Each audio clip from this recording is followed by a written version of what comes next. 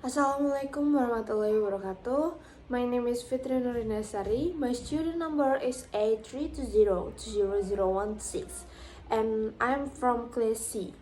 And in here I want to presentation about my apply linguistic course, and I have behaviorism and foreign language learnings. One, behaviorism and foreign language learning. What is behaviorism? Behaviorism focus on the study of efforts and behaviorism that can be observed and measured.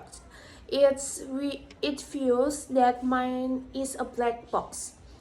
Is the sense that the response to stimulus can be observed quantifiably, ignoring the possibility of cognitive. And the next, Pavlov, he conducted a series experiment by training a dog to salivate when hearing a turning fork. Then it is known as classical conditioning. And Watson, the founder of behaviorism, adopted Pavlov's classical condition to expand the type of learning.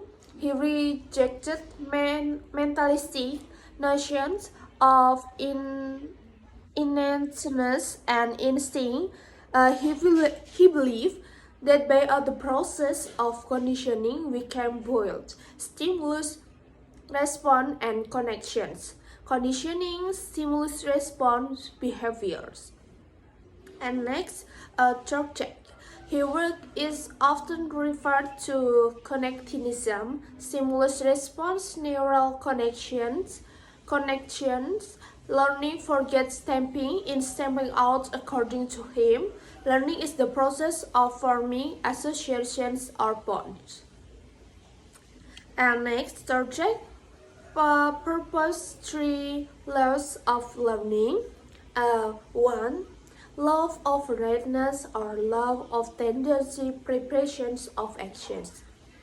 Organism will learn only when he or she is physically and mentally ready for it. And 2. Law of exercise. Practice or drill helps in increasing learning efficiency. And 3. Law of effects. The greater of the satisfactions and the strong motivate to learn will be.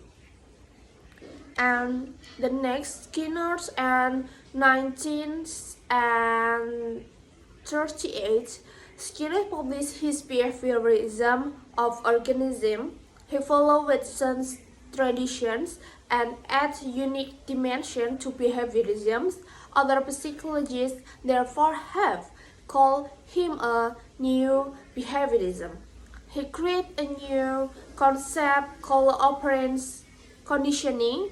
According to Skinner, Pavlov's classical conditioning was a typical form of learning utilized mainly by animals of slightly applicable to account for human learning.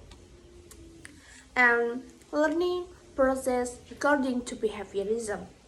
One is stimulus, and the next after stimulus is organism, human being, and the next after organism is response behaviorism, and after response behaviorism have to reinforcement. Reinforcement behavior likely to occur again and become a habit, and negative reinforcement behavior not likely to occur again. And in 1950 and 1960, the learning theory of behaviorism underpinned the use of edulingual method on language teachings, within the three elements learning. One, stimulus, and two, response, and three, reinforcement. The classroom environment is arranged with mimicry, memorizations, and pattern drill. And like with the direct method, uh, audiolinguals believe that language is primarily speech.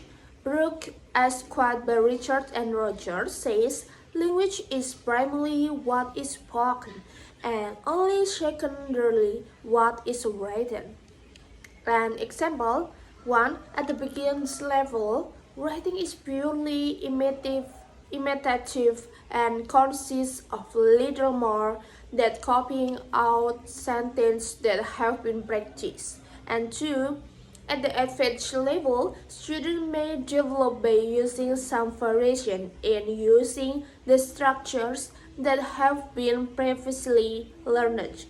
And 3. Richards and Rogers write, as proficiency increases, students may write out variations of structural items they have practiced or write short composition on given topic with the help of framing questions, which will guide their use of the language. And the last of my PPT or my presentation is conclusions. According to behaviorism theory, is learning is habit formations. Thank you, and this is my presentations. Thank you for attention. Wassalamualaikum warahmatullahi wabarakatuh.